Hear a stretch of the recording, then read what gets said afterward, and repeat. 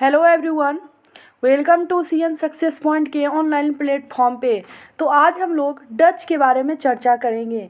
जैसा कि हम लोग पिछले वीडियो में पुर्तगीज़ के बारे में डिस्कस किए थे। आज पुर्तगीज़ के बाद डच आए थे, इसीलिए आज डच के बारे में डिस्कस करते हैं। और फिर इसके बाद इंग्लिश के बारे में डिस्कस करेंगे, फिर फ्रांसीसी के बारे में डिस्कस करेंगे। और इससे रिलेटेड जितने भी इम्पोर्टेंट क्वेश्चन होंगे, चाहे वो एसआई दरोगा हो, एसआई का हो, या फिर बीपीएससी पीटी से जितने भी प्रीवियस ईयर के क्वेश्चन पूछे गए हैं, उसका भी एक सीरीज हम लोग लाएंगे। तो देखिए, सबसे पहले ये समझना है कि डच कौन थे। जैसे कि पुर्तगीज अगर बात करें तो पुर्तगीज पुर्तगाल के थे। कोलंबस जो अमेरिका की खोज किए थे वो स्पेन के थे।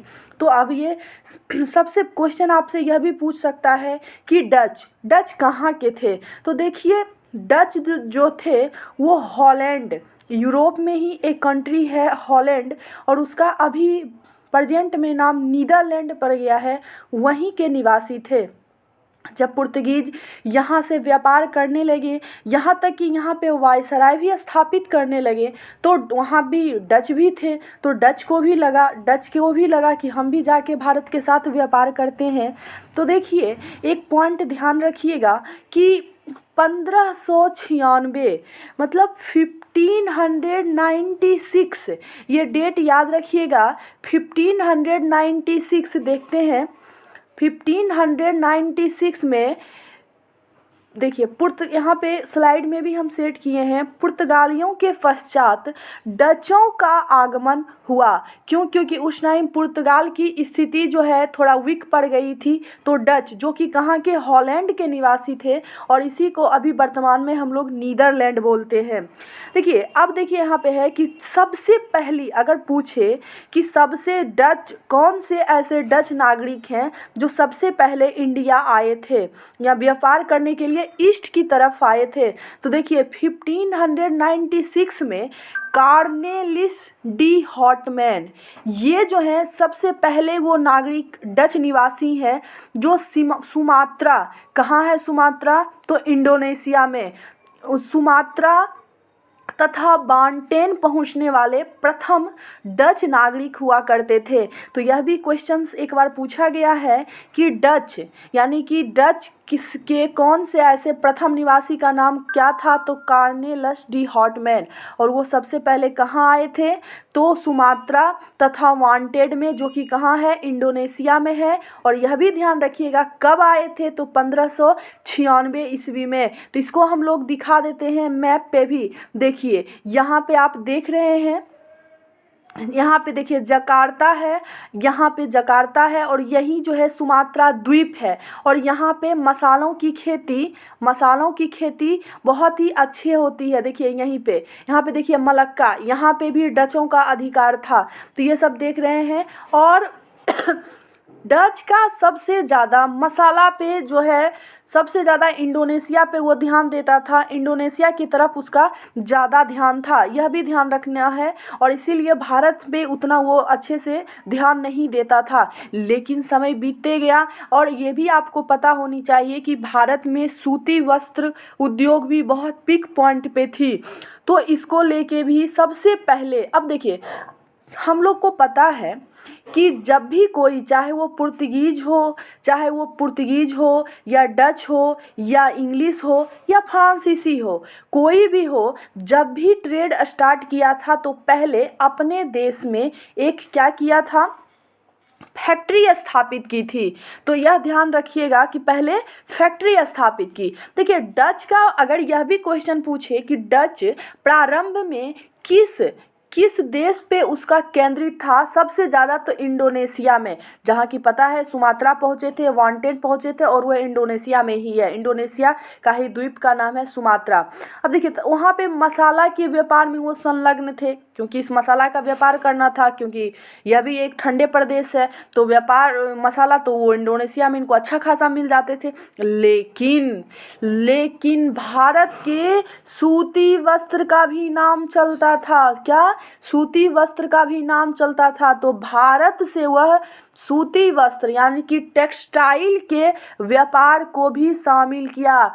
तो डच अगर पूछे कि डच मसाला का व्यापार कहाँ से करता था तो इंडोनेशिया से, और डच सूती वस्त्र का व्यापार कहाँ करता था तो इंडिया से। अब देखिए सबसे पहले क्या हुआ कि 1602 ईस्वी में 1602 में 1602 में डच कंपनी की स्थापना हुई। डच कंपनी की 1602 में स्थापना हुई और डच यानी कि हॉलैंड के सांसद ने यह एक चार्टर पारित कर दिया कि अब यह कंपनी ईस्ट के साथ यानी कि भारत के साथ या विभिन्न देशों के ईस्ट के विभिन्न देशों के साथ व्यापार कर सकता है। तो एकाधिकार उनको व्यापार करने का अधिकार प्राप्त हो गया। तो सबसे पहले देखिए 1602 में डच कंपनी की स्थापना हुई। अब देखिए अब यहाँ पे है डच की पहली फैक्ट्री। यह भी क्वेश्चन पूछेगा कि डच की पहली फैक्ट्री कब स्थापित हुई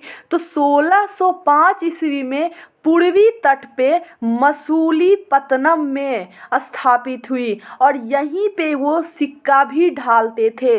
देखिए 1605 ईस्वी में पूर्वी तट और जिसका नाम क्या है मसूलीपट्टनम, क्या और इसी का नाम आगे चलकर नागपट्टनम भी हो गया क्योंकि मसूलीपट्टनम का ही नाम नागपट्टनम है, यह भी ध्यान रखिएगा। सॉरी। तो सबसे पहली डच कंपनी की सबसे पहली फैक्ट्री कब हुई 1605 में, कहाँ पे मसूलीपट्टनम में, और इसी का नाम आगे चल के क्या हुआ नागपट्टनम, और यहीं पे वो सिक्का ढालते थे जिसको पगौड़ा बोला जाता है। नेक्स्ट देखते हैं। अब देखिए और भी कुछ बातें हैं डच के बारे में क्योंकि डच इंग्लिश के जैसा ज़्यादा दिन तक नहीं रहे, डच थोड़े ही दिनों तक रहे और इनका थोड़ा सा ही इतिहास है, कुछ फैक्ट्स हैं, इसको ध्यान रखना है और यहीं से क्वेश्चन पूछा जाता है। देखिए डच ने अब यहाँ पे है डच ने 1619 में जकार्ता को जीतकर बैटेविया नामक नगर की स्थापना की तथा मलक्का को 1641 में जीता और 1658 ईस्वी में पुर्तगालियों से श्रीलंका को भी जीतकर अपने कब्जे में कर लिया। देखिए अब इंडोनेशिया की राजधानी कहाँ है जकार्ता और वहीं पे मलक्का भी है। तो जकार्ता को जीता, फिर वहाँ पे बैतेविया नामक नगर की स्थापना की। क्वेश्चन आपसे यह भी पूछ सकता है कि बैतेविया नामक जगह की स्थापना किसके द्वारा की गई थी तो डच के द्वारा। कहाँ पे तो जकार्ता में। आगे देखिए अब यहाँ पे है कि और 1658 में पुर्तगालियों से श्रीलंका को भी जीत लिया। पुर्तगाली के कब्जे में क्या था श्रीलंका था, लेकिन डच जब आया क्योंकि इसकी भी नेवी शक्ति बहुत ही पावरफुल थी। पावरफुल तो क्या मतलब पुर्तगीज से ज़्यादा पावरफुल थी। तो ये जो है पुर्तगीज से श्रीलंका को जीता और अपने कब्जे में कर लिया। आगे देखिए क्या होता है। और सबसे महत्वपूर्ण बात, भारत में उनकी बहुत ही महत्वपूर्ण फैक्ट्रियाँ भी हुई। पुलीकट में भी था, सूरत में भी था, चिंसुरा में भी, कराईकल, कासिम बाजार, यह भी पुस्तक। और सबसे बीपीएससी के स्टूडेंट के लिए सबसे महत्वपूर्ण यह है कि इनकी फैक्ट्री पटना में भी थी और डचों द्वारा भारत में नीला सोडा और सूती वस्त्र, देखिए सूती वस्त्र का निर्यात किया जाता था। और ये कौन थे डच ही पहले वो विदेशी थे जो कि सूती और नीला सोडा का निर्यात करता था। अब देखते हैं नेक्स्ट क्या है। नेक्स्ट देखिए, और देखिए स्लाइड इसलिए हम लोग सेट करते हैं कि ताकि आपको हम स्पष्ट रूप से समझा सके। अब देखिए अब नेक्स्ट है कि भारत से वस्तु को निर्यात की वस्तु बनाने का श्रेय किसको जाता है डचों को। याद रखिएगा आयात होता है और निर्यात होता है, यानी कि जब हम अपने सामान को किसी और देश को भेजते हैं, वहाँ के मार्केट में भेजते हैं तो ये निर्यात हुआ। ठीक, अब देखिए भारत के वस्तु को निर्यात की वस्तु बनाने का श्रेय क्या होता है डच को ही जाता है। क्वेश्चंस वन लाइनर में पूछ सकता है ये, तो याद रखिएगा डच। आगे देखना है डचों का भारत में अंतिम रूप से पतन से भी क्यों क्योंकि इस टाइम कौन आ चुके हैं, याद देखिए 1602 में डच ईस्ट इंडिया कंपनी की स्थापना हुई। तो यह भी ध्यान रखना है कि 1600 ईस्वी में ही ईस्ट इंडिया कंपनी की भी स्थापना हो चुकी है लंदन में।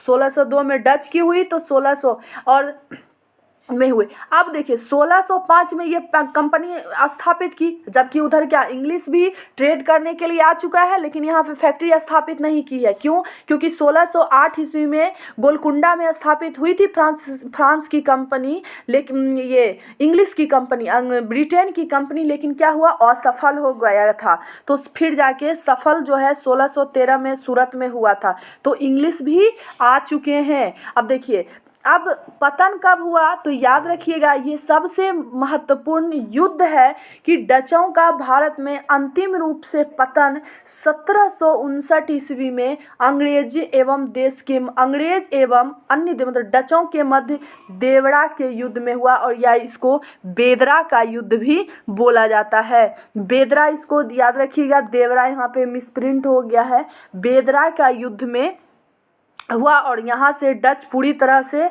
कमज़ोर हो गए। और उसके बाद यह माना जाता है कि डच अपना हर चीज़ अंग्रेज को बेच के अपने इंडोनेशिया से व्यापार करने के लिए फिर से हो गए और भारत के साथ उसका व्यापार ख़त्म हो गया। तो अब आगे देखिए, और देखिए ये सब कुछ फैक्ट्स हैं कि अभी भारत के साथ व्यापार करने के लिए सर्वप्रथम संयुक्त पूंजी डच कंपनी के द्वारा ही किया गया था। संयुक्त पूंजी अगर पूछे कि भारत के साथ व्यापार करने के लिए संयुक्त रूप से पूंजी किसके द्वारा लगाया गया था, तो डच के द्वारा लगाया गया था। क्यों? क्योंकि इसके पहले पुर्तगीज था तो वो क्या था, सरकार प्राइवेट था। अब देखिए उसके बाद फिर इंग्लिश आता है तो इंग्लिश भी प्राइवेट था, फिर जाके फ्रांस था तो वो सरकारी थी। लेकिन ये सरकारी और प्राइवेट दोनों का संयुक्त रूप था। कौन? तो डच। आगे देखिए डच ईस्ट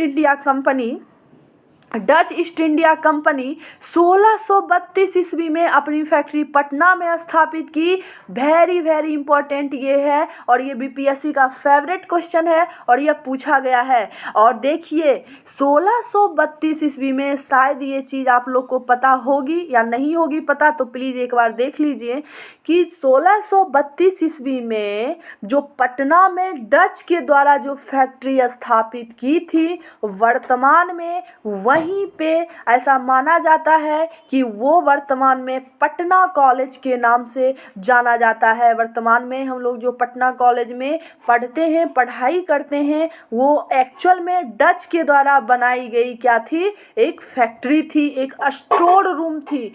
क्या थी? स्टोर रूम थी। और वही आज हम पटना कॉलेज के नाम से जानते थे। और इसके बाद जो है डच पूरी तरह से इंडिया में ख़त्म हो गए। या फिर कल हम लोग नेक्स्ट वीडियो में देखेंगे इंग्लिश के बारे में, ब्रिटेन के बारे में, उसकी कंपनी स्थापित कब हुई, कहाँ कहाँ पे उसका यहाँ पे फैक्ट्री था, क्या क्या उन्होंने कैसे कैसे वो यहाँ पे ट्रेड को मजबूत किए हैं। तो इसके बारे में हम लोग नेक्स्ट वीडियो में देखेंगे। तब तक के लिए आप लोग पढ़ते रहिए, हंसते रहिए, मुस्कुराते रहिए। और एक सबसे महत्वपूर्ण बात, हम लोग फिर एक प्रीवियस ईयर क्वेश्चन का सीरीज लेके आ रहे हैं, तो प्लीज़ सेशन को ज़्यादा से ज़्यादा शेयर करें और लाइक करें। Thank you.